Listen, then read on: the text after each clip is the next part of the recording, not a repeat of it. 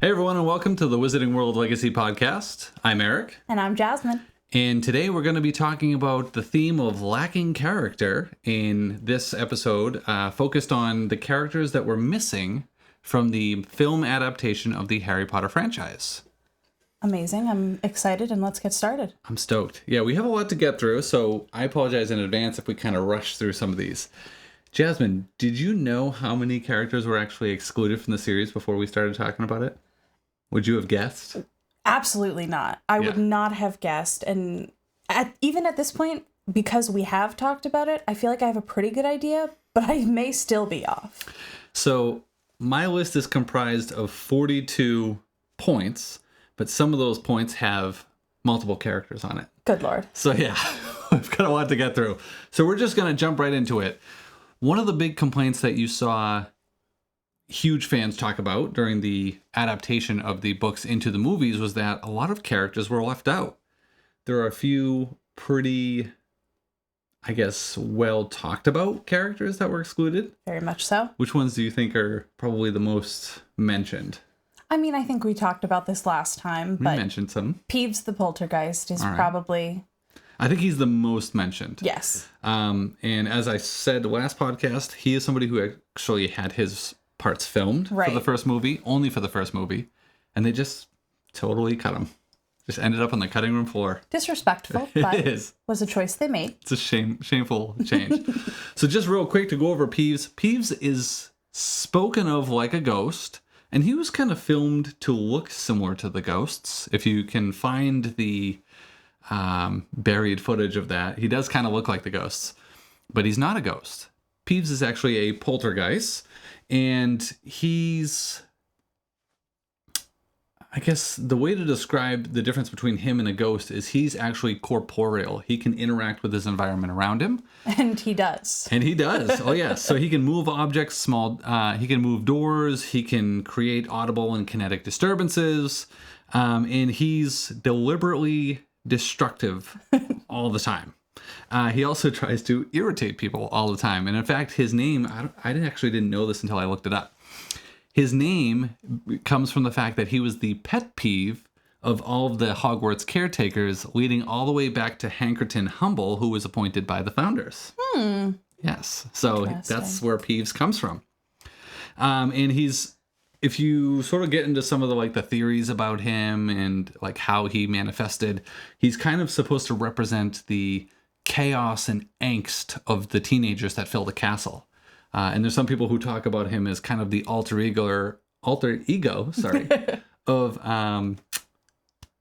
Filch. Thank you. Because he's kind of like the person trying to keep everything together, at least from a cleanliness and rules standpoint. So yeah.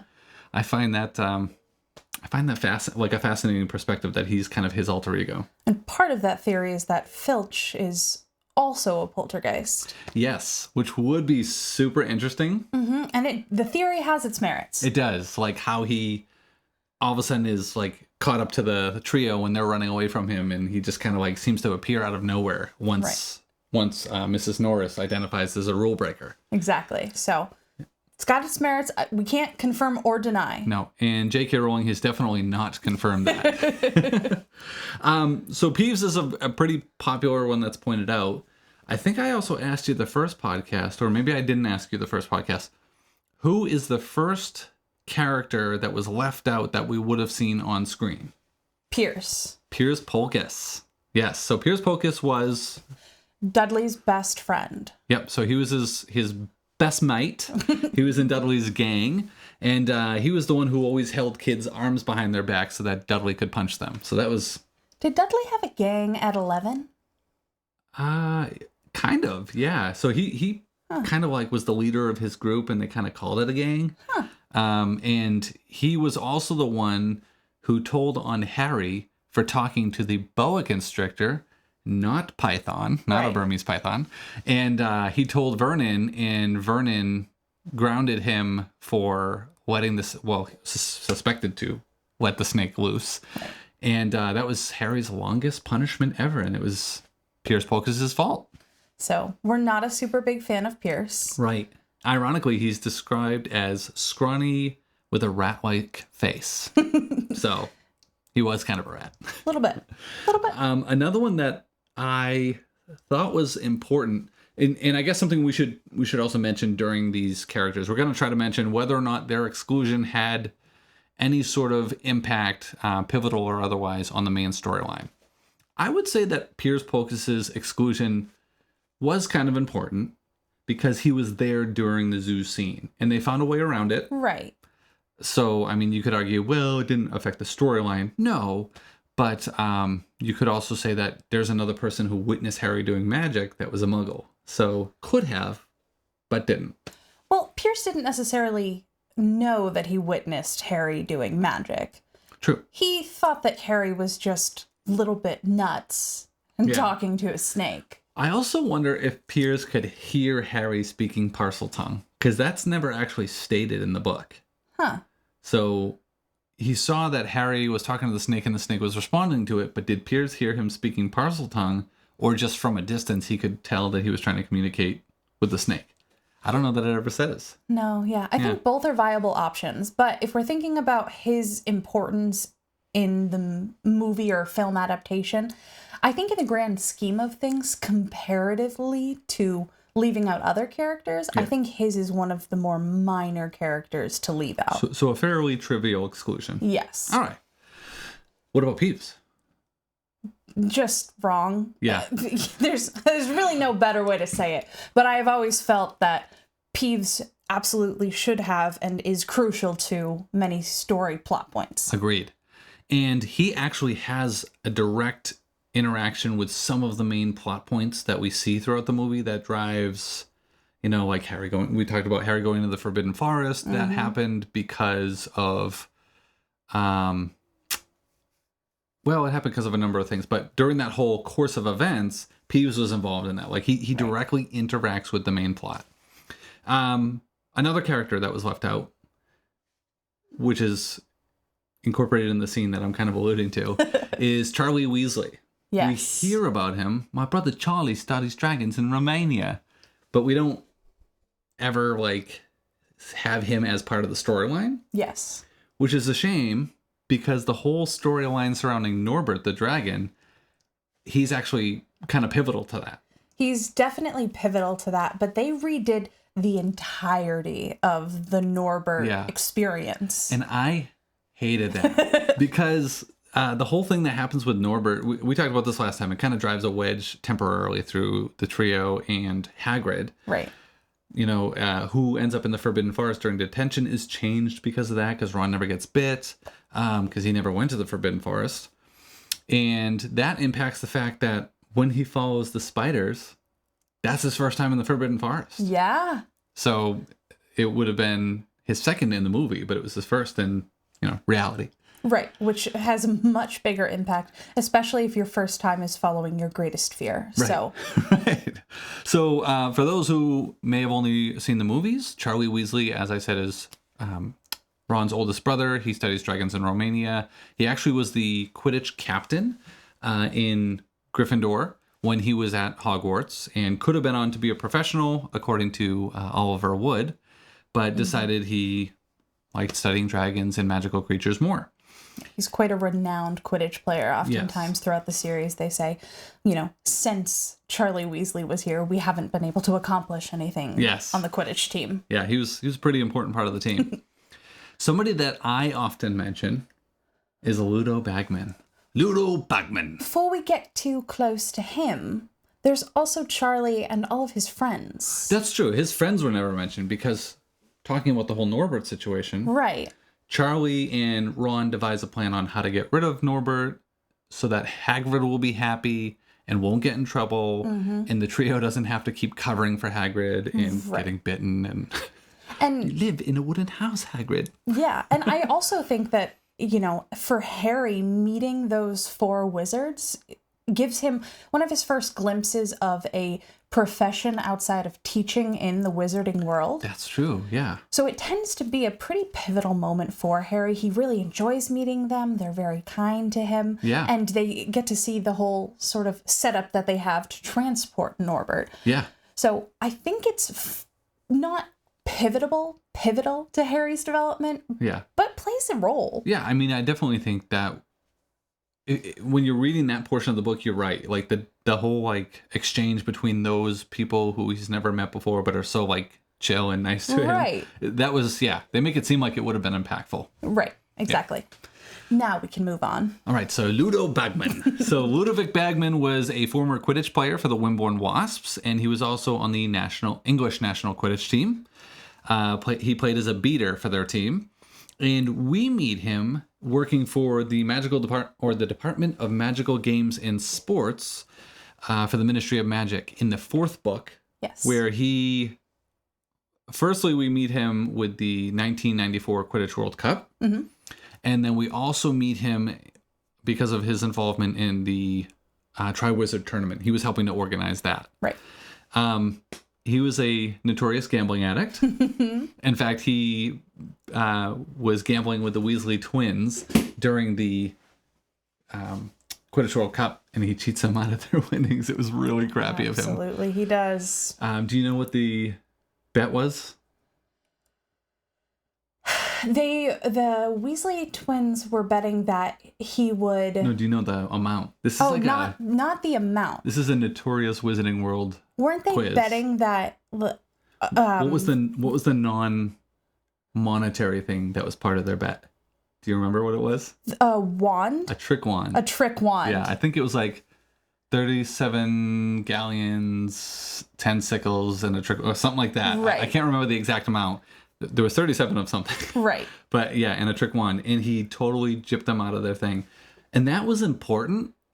I'm going to go ahead and say, and I think that Ludo Bagman's exclusion was critical. Absolutely. Because his character portrayal in the books makes it seem like he's really shifty and untrustworthy. Yes. And that leads to a lot of misdirects in the book. Right. There's all these times where you're like, oh my God, especially if you're first time hearing it or reading it, there's all these times where you're like, is this a bad guy? Like, is he the protagonist for this book? Because this guy seems like a really shifty character, and I do not trust him. He's wicked sketchy. Wicked sketchy. He's constantly disappearing and shirking his duties, and then he'll show up and be like, oh, sorry, didn't mean to leave you high and dry there. And it's like, yeah, he's wicked shifty. But yeah, he was actually, I think in the books, it kind of outlines it so that you think he's the one who put Harry's name in the Goblet of Fire, too. Mm-hmm. Absolutely. So that's like... It's a thing. Yeah, oh, absolutely. And he just pulls some shady stuff. Besides disappearing, yes. He pay the Weasleys with he pays, leprechaun gold? No. That was an interesting thing. I think the exclusion of the whole Quidditch World Cup, like we see a little bit of it, but there's so much we don't see. There's a magical creature I left off of the list that we'll get into in just a sec. Ron tries to pay Harry back for his oscilloscope. Oh my God, why can't I think of what they're called? Basically these magical binoculars that have the power to rewind and all that kind of stuff. So they're one of the few magical devices that actually have like time travel, time manipulation capability, and they're wicked expensive. Right. I was just watching a theory video on like the conversion of wizard money to human money. And they would have been like 10 grand a piece for those things. And Harry just picked up 4 of them. Wow. Yeah. Okay. And that's why I was like, I'm not buying you a Christmas present. Right? Yeah, no, that covers it. I'm good. Yeah, so... so Ron tries to pay him back with leprechaun gold. And it disappears. And Ron was like really appalled and upset by it. And he was actually like mad at Harry for it. Because Harry didn't tell him that it had disappeared. And Harry ended up getting him a Christmas present. I think he did, yeah. And that's part of why Ron was so upset. Yes, because he thought he had paid him back, but he didn't, and Harry didn't tell him. Yeah, it was this whole thing. But yeah, so Ludo Bagman was just super shifty. I think his omission in the omission of that whole scene, which we'll get back to, was just, wasn't cool. No. We don't get to see the leprechauns. So there's 2 magical creatures I didn't put on the list, so we'll get through it real quick. We didn't get to see the leprechauns. Nope.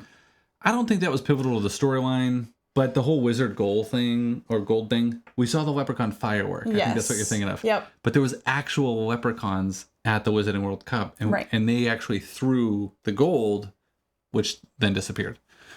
And we didn't see the Vila, which were the cheerleaders so the leprechauns were the cheerleaders basically for the Irish. and the Vila were the cheerleaders essentially for the Bulgarians. Right. And that was actually a really important exclusion. Absolutely it was. Because a character we meet later, Flora Delacour, is rumored to be half Vila. And so you had all these boys like that were like, oh my God, like totally. I mean, taken Harry aback by almost jumps off the highest rung in the stands. Yeah, after the Vilas. Yeah. And, people were like gawking over Flora while she was visiting Hogwarts during the Triwizard Tournament. And everyone said, well, it's just because she's part Vila. But she was also supposed to be gorgeous. But she was also part Vila. So that's, that exclusion, I think, was a big deal. Yeah, they lend themselves to each other, being gorgeous and being part Vila. Kind of, go together. Yeah, a little bit. The next three characters are pretty important. The first two that we're going to mention as a pair, they were not excluded entirely, but they were essentially mentioned in passing. Their characters were so, I think, minimized that it really did a disservice to their overall storyline and their overall impact on the wizarding world. Yeah. And there was a lot more we could have gotten out of their inclusion in the movies. Absolutely. So I'm going to let you go over them. Yeah. So we have Frank and Alice Longbottom, who are Neville's mother and father. So they are, technically speaking, still alive, but not alive and well. Right. So within the books, you learn that they were tortured for information right after the fall of Voldemort by the one and only Bellatrix Lestrange. Yeah, along with Barty Crouch Jr., Rodolphus Lestrange, who is another character on this list. We'll get to him. And there was one more character who tortured them, and I can never remember his name, but there was four of them in total. He wasn't really the important one. But yeah, they tortured him to insanity, to the point where like they literally couldn't function as humans anymore. And so for the rest of their lives, they ended up in St. Mungo's. On the Janus Thicky ward. Oh, Janus Thicky ward. But their characters were more or less left out of the movies. They are briefly discussed, and they're hinted at. Yeah, they're mentioned a couple times. I think the first time we hear about them, which is not the first time we heard about them in the books, we actually learn about them earlier in the books from Dumbledore.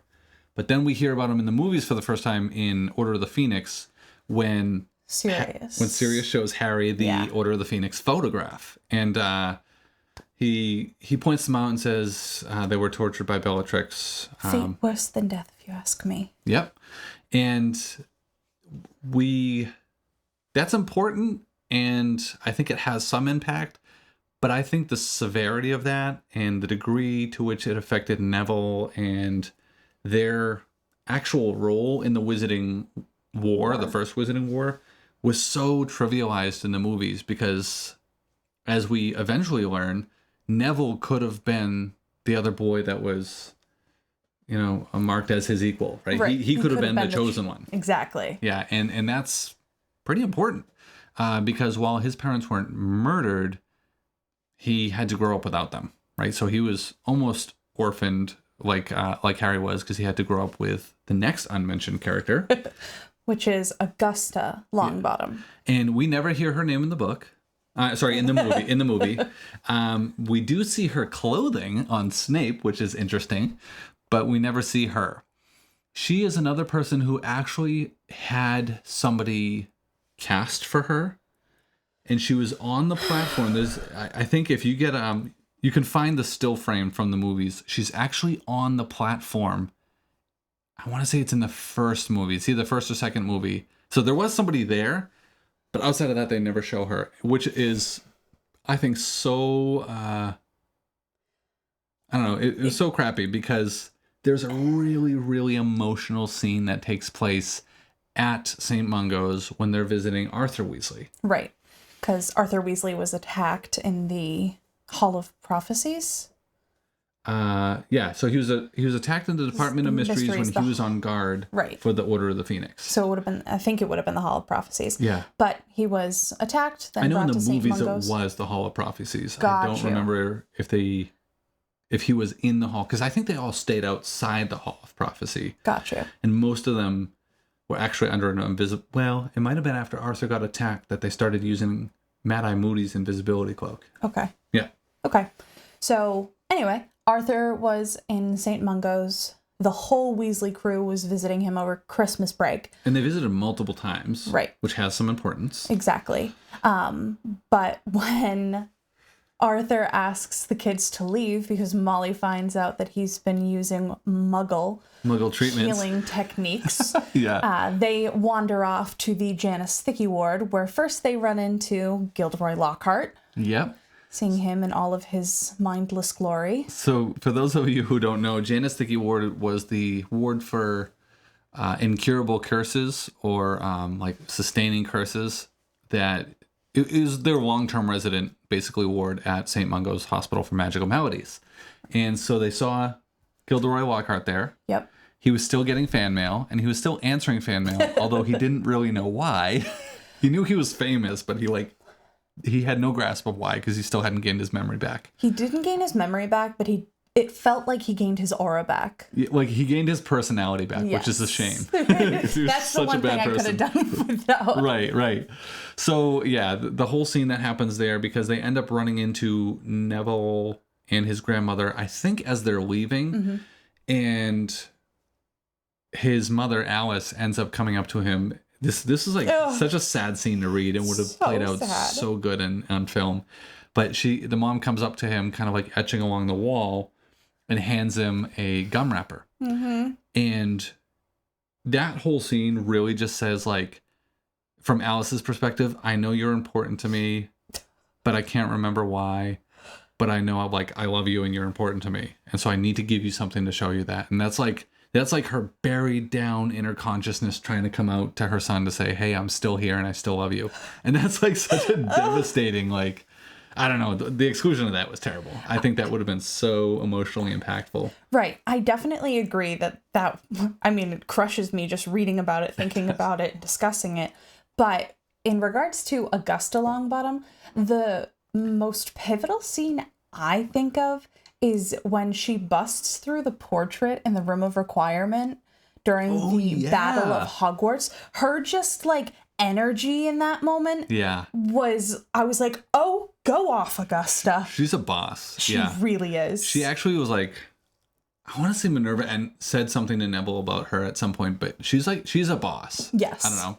People know that she means business. Absolutely. The next character I want to mention goes back to the 1994 Quidditch World Cup with Winky the House Elf. The 422nd.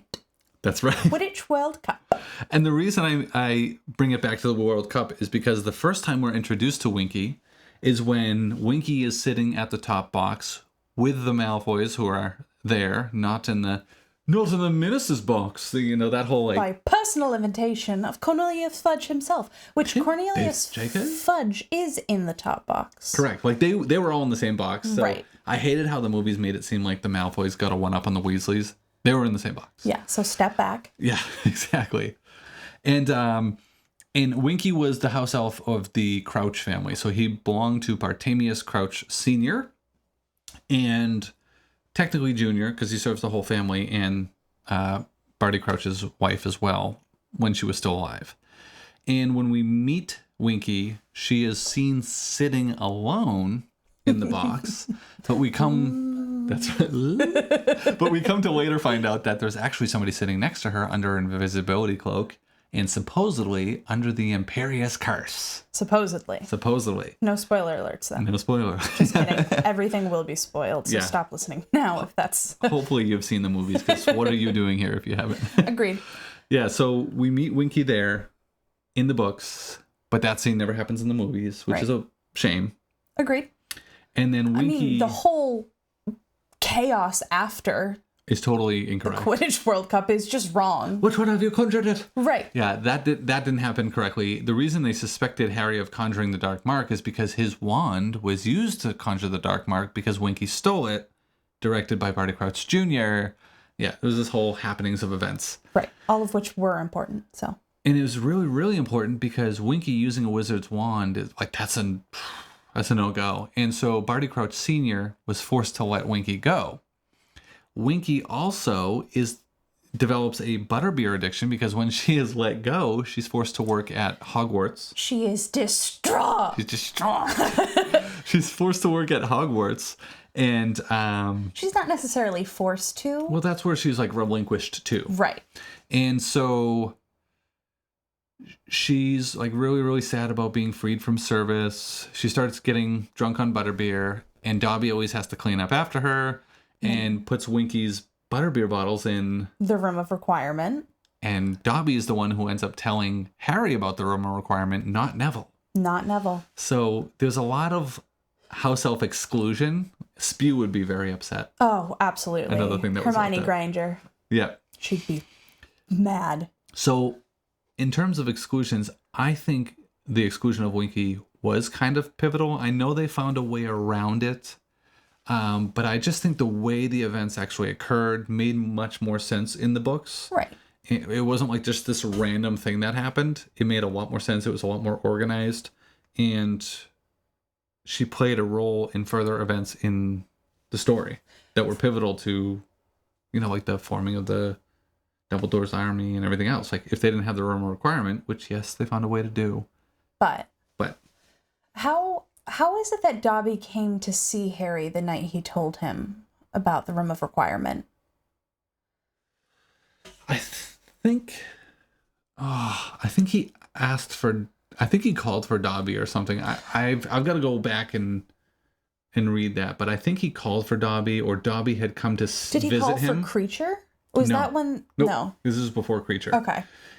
He either called for Dobby or Dobby had come to visit him, because this is when Spew was going on and everything. Right. And he wanted to speak to Dobby for something, and Dobby was telling him how the house elves are getting upset with the fact that Hermione's leaving out hats and socks and things like that. So Dobby was the only one that would clean up the Gryffindor common room. Yeah, because he had like 50 different socks on and stuff. Yeah, and like 10 different hats on. And he was talking to Harry about that, and then I forget how I have to go back. It's been a while since I've read the fifth book. But yeah, so he ends up telling him. Right. It has nothing to do with Neville. Neville knows nothing about the room requirement.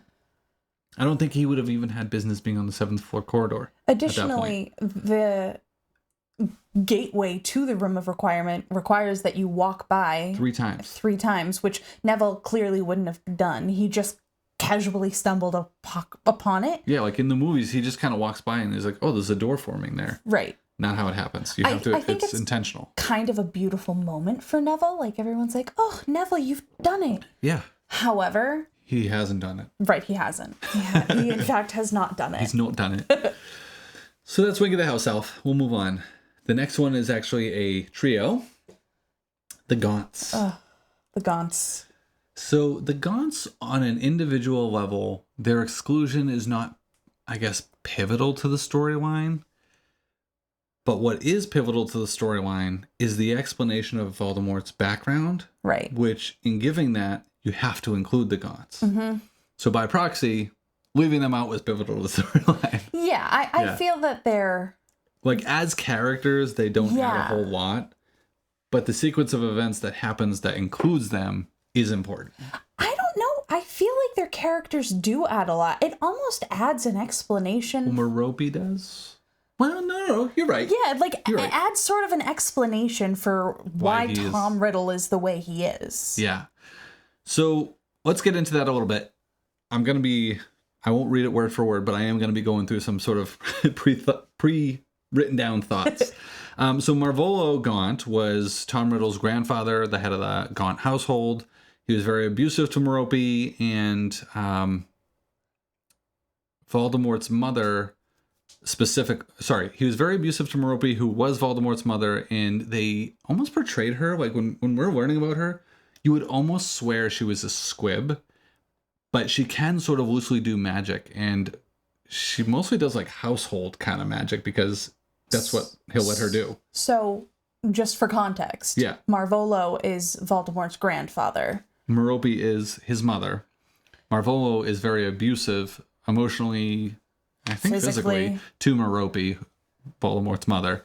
And yeah, when you're hearing about her, she really comes off like a squib, but she can do some magic. Didn't she have some sort of trauma in her childhood. She was like abused a lot by him and her brother Morphin. So Morphin was the other one. They all lived together in a little village outside of Little Hangleton. It's like a northern English village. And Merope ends up, she sees this boy go by on a horse with this, well, not boy, man, go by on a horse with a woman, and she becomes like infatuated with him. And that was Tom Riddle Sr., so Voldemort's dad. He was actually a muggle from the village of Little Hangleton. And he's not really mentioned other than when Voldemort goes, my filthy muggle father's name. Yep. But not important. We won't get into him too much. But, not Marvel, Morphin. God, their names are all so similar. They really are. Morphin ends up attacking a bunch of muggles in the village. And he tortured creatures and all sorts of like heinous, weird stuff. And ended up getting picked up by the Ministry of Magic. So they came to the house. He attacked a ministry official. I think the father attacked the ministry official as well. They both ended up getting hauled off to jail. Morphin also pretty much exclusively spoke Parseltongue, which was kind of a weird thing, weird flex, I guess. And so Marvolo and Morphine both spoke Parseltongue. And they would speak Parseltongue to each other. Yeah, and they would speak Parseltongue to Merope too, but I don't know that she ever spoke Parseltongue. It's like she could understand it, but she wouldn't use it. Right. Kind of weird. And when the ministry official came knocking, they were actually speaking Parseltongue together. And we learn about this through the ministry official's memory that Dumbledore had acquired. Right. So, long story short, they get hauled off to jail. Merope ends up giving the love potion to the muggle and gets pregnant with his kid. She thinks they're in love. She stops giving him the love potion. He bolts. Not so much in love. Tragic. She's heartbroken. Ends up dying during child labor. And Voldemort grows up at Wool's orphanage. Right. And in case we didn't say this, the Gaunts are the direct descendants of Salazar Slytherin. That's right. Hence why they could speak Parseltongue. Right. So yeah, I think their exclusion was specifically... Now, their exclusion was important. That's where we get... Right. I think specifically Merope's was the most important because the whole point in telling this story is figuring out where the Horcruxes are, figuring out that the Horcrux exist. Right. And yes, you can't know that without knowing about all three of these characters because the family heirloom of the ring, the Marvolo ring, was on Marvolo, right? That's where we find out about it. And Voldemort ends up killing him and taking his ring. And then, wait, does he kill him or does he kill Morphin? Morphin, I think, ends up acquiring the ring, coming home. Right. Voldemort walks in on Morphin just sitting in the family home. Yeah, and he can speak Parseltongue to him and all that stuff. Right. So he kills him, takes the ring. The locket was acquired during... Well, we'll get to that in a second. That was acquired during a different part of his life, but his mother had sold it to Burke from Borgin and Burke. Caractacus Burke is his name. And she had sold it because she was desperate for money because she was pregnant and had no means and, didn't know what it was worth, really. So we'll move on from them. Just so you guys know, this list is not in any sensible order. I just kind of put it together. We'll be jumping around kind of plot-wise.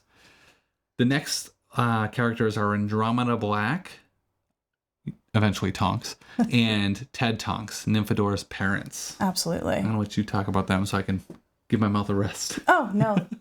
It would be my pleasure. So they say they play somewhat of a pivotal role. I feel like they cover it up well in the movies. They do well without it, but could have been. I think they would have been a really good addition to the movies, but their exclusion didn't really make a drastic impact. Right. Yeah. Exactly. I think that's fair. So Andromeda was, the mother of Nymphadora. Yeah. Don't call me Nymphadora. That's so right. The mother of Tonks. Yeah. And sister to Bellatrix and Narcissa. Yep. The lovely little trio of the Blacks. The Black sisters. And she's also cousin to, obviously, Sirius Black. Yeah, the Black family, there's a lot there. There's a lot. We learn about him in the about Andromeda in the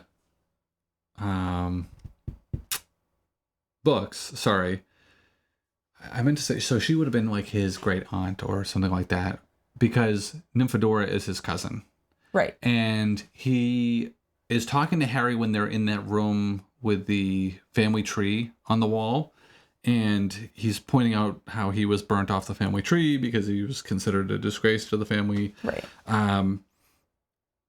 He ends up making sort of a side comment about, oh yeah, she's my cousin, and her mother, you'll notice, is not on the family tree either, because Andromeda ended up marrying a Muggle-born wizard, Ted Right. Tonks. So he's still a wizard, but he's Muggle-born, and that just wasn't good enough. They were pure-blood maniacs, and Yes. that didn't fly for them. Black family was very big on blood status. And I think Andromeda is kind of an important character here because, one, she kind of went, like Sirius, she kind of went against the grain when it came to the Black family and their obsession with pureblood, lineage. Excuse me. And later in the story, she ends up losing her husband to the Snatchers. She loses her daughter to her own sister. Bellatrix is the one who ends up killing Nymphadora, which we don't see in the movies. Also a missed opportunity. And she ends up having to raise Teddy Tonks, Teddy Lupin, who is also really not mentioned. Well, that's our next character. And that's Nymphadora and Remus Lupin's son, and eventually Harry's godson. So I feel like that dynamic and the fact that, like, it really outlines the pureblood mania and the hatred that people on Voldemort's side were really filled with. You kind of end up missing some of that because you're not pointing out the fact that literally this person was able or willing to kill their own niece, who they had no direct qualms with, Right. just because. Just because. And I also think it says something about the fact that they would disown their daughter not just for marrying a Muggle, but for marrying a Muggle-born wizard. Like, he was still of magical blood, Yeah. but the blood status mattered that much. Yeah. I think that's, again, a missed opportunity. Teddy Lupin, as I said, he was Remus and Nymphadora's son. He gets... Don't call me Nymphadora, Remus and Tonks. Thank you. He actually never gets mentioned at all. She goes to tell them the news that, did you guys hear the news? Where? And he kind of like cuts her off. It's just not right now. No, he does get mentioned. No. When Harry's talking to Remus using the resurrection stone. Oh, Remus, your son. son. Yes, that's right. So we never get... No, but his name is never said. His name is never said, but... Yeah, so Teddy Lupin's name is never said, and Harry is never asked to be the godfather in the books. I mean, in the movies. Yeah. I keep doing it. In the movies. He is asked to be the godfather in the books, which... Has Harry demonstrated any qualities that suggest that he would be a good caretaker? Did Sirius? Sirius was James's best friend. They grew up together and spent all that time together. So Harry to Lupin was his James, right? That's the closest he had to James. And that's, again, this is the reason why some of these character exclusions and some of the parsing down of the story were so important, because you don't learn about that in the movies. Like, you don't learn that Lupin really treats Harry so much more like a friend than he does a kid. And that's fair. And learning about, Teddy being on the way really illustrates that, because when Tonks is pregnant, Remus is just ready to like hightail it out and help them find the Horcruxes and all that stuff. And Harry basically calls him a piece of garbage and says, "I can't believe you'd abandon your son." Like, he really, really draws a line in the sand and draws a rift at that moment between himself and Remus. Yeah, it's, again, another emotionally impactful scene, another important scene that drives who Remus's character is. Right. And that ends up pushing him back towards Tonks in a way where he could have been a good father, making his death even more impactful. Absolutely. Just a little side note, even though Remus was a werewolf, Teddy was born with no signs of lycanthropy, but he did inherit Nymphador's Animorph Magi abilities. So he could change his appearance at will, which is pretty cool. Yeah, that's pretty cool. Next character, we're going to keep trying to plow through these. Dennis Creevy. Yep. Not a huge role. No. But there is a funny scene. So even if this was the only scene we saw him in, I think it would have been funny to see. It would have been funny to see, but in the grand scheme of things, didn't have too much of an impact on the overall story. Literally no impact. Literally none. Okay, cool. So on his way to Hogwarts, when he was a first year, all the first years take the boats across the Black Lake, and they're ferried into basically this cave that lets out under Hogwarts, and then they go up these stairs through the mountain into Hogwarts. So Dennis, on his way into Hogwarts, it was like a really, really, really stormy night, and he was thrown overboard into the Black Lake in the pitch black of night, and the giant squid picks him up and dumps him back into the boat. Yes. And oh my gosh. That would have been really fun to see. Yeah, absolutely. I really hope they do that. I also think it's funny because he comes in wearing Hagrid's coat. Yep. And he's such a small person, and Hagrid is such not a small person. Literal half giant. Yeah. So. And I think Dennis Creevy's involvement in the storyline, while not pivotal, I mean, you could totally exclude him. It would have been fun, and it would have brought in some other interesting things. Excuse me. One of the things in researching this episode that I had stumbled across that I had forgot about was that when Dumbledore died, there was a lot of obviously persecution happening of half-bloods or Muggle-born witches and wizards, or mudbloods, if you will. And Dennis and Colin were both born to Muggle parents. So when Dumbledore died, they actually didn't go back to school the next year. Right. And their family kind of went into hiding. However, when the Battle of Hogwarts commenced, Colin came out of hiding. Right. And he went to fight at the Battle of Hogwarts and was killed. And Oliver Wood is carrying him inside over his shoulder. Again, another, just the way it happens, a pretty emotional scene. Mm-hmm. He was still this tiny, just a small little kid. And he really was a kid because he was underage. They dismissed a lot of the kids who were too young to participate in the battle. If you couldn't you weren't apparition age, you weren't fighting. Right. And you were sent home.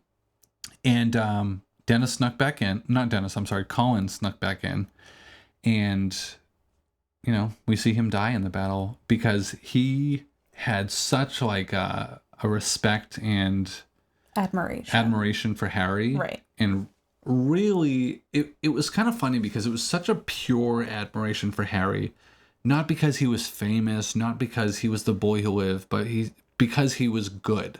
He just viewed Harry as a genuinely good human being and somebody he wanted to stick with through thick and thin. And he did. And he also saw him as someone like him who grew up in the Muggle world. Yeah. So there was that sort of connector. Yeah. And then learned that he was just good. Yeah, just like a good human being. And, it's funny because the movies kind of portray him as this starstruck kid taking his picture all the time, but it wasn't for the reasons that the movies kind of allude to. Right. It was really just because here's Harry. He was Muggle-born too, and he's this great, or not Muggle-born. He was raised in the Muggle world, and he's this amazing wizard, and I just I look up to him. And he's also a great Quidditch player and all these other things. Right. I don't know. The exclusion of that part, I think, was a missed opportunity.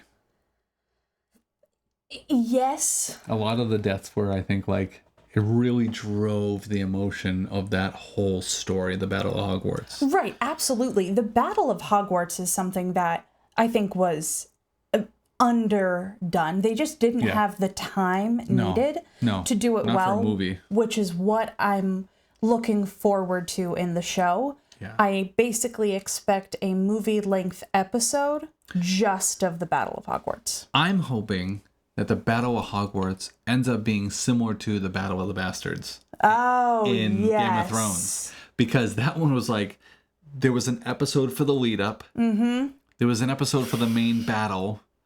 And then it kind of cuts when you think Jon Snow's going to die and being trampled. And then it picks up. So there's 3 episodes dedicated to that. And I think you could easily do that Easily. for the Battle of Hogwarts. Yeah. Okay. And there are some obvious breaking points. I mean, there's the part where he says, collect your dead, bury them with dignity, blah, blah, blah, blah, blah. Yeah. So there's literally a break in the battle. That's super considerate of him. He does sort of break it up for you quite nicely. I know. It's like he wrote this to become a TV show. Yep. Okay. Amazing. Thank you, Voldemort. Yes, We appreciate thank you. 10 out of 10. Speaking of breaks, we're going to break this episode here so we can split up the characters that we're going to go through. And next week, we will pick up with the least liked headmaster of Hogwarts. He's actually known for canceling a whole season of Quidditch. Put in the comments below if you know who that is. all right. Thank you so much for joining us, and we look forward to seeing you next time. Bye.